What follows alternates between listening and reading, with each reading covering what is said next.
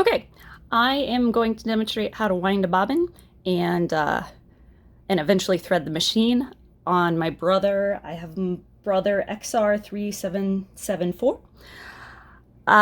If you notice a little funny angle, my machine is on the floor.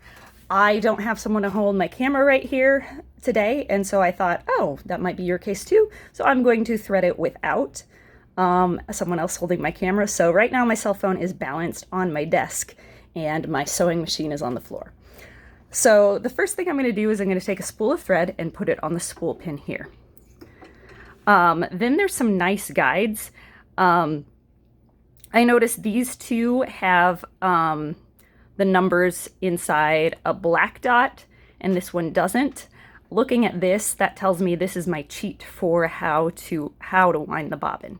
So looking at this one, the first thing I need to do is make it go behind this thread guide here and then around this bobbin tension screw. And it needs to go in a clockwise fashion. Then I'm going to pull the tail over and I'm going to put it on my bobbin. The important thing to know is that threading your bobbin, it needs to come from the inside to the outside through one of the holes. A lot of people get confused and try to thread it from the outside in, or I've had people do the way through. Think about where you're winding it up. That's where you want your thread to go. And then you pull it out here so that you have a little tail to hang on. This floats really nice. So now I'm gonna put him over on the bobbin spindle and I'm gonna click it over to the right.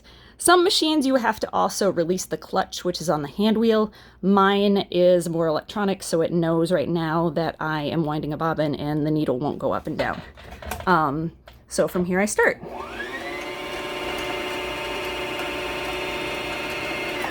Once I get a little on, you can clip this tail off. I broke mine. You can finish filling it up the whole way. When it's full, it'll pop back to the left. However, I'm not going to use this thread for a long time, so I'm going to only fill it about halfway.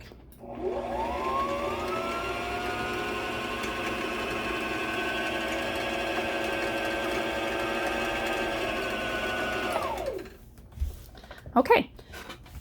The last thing we're going to do to get ready to sew is we're going to disconnect the mommy from the baby.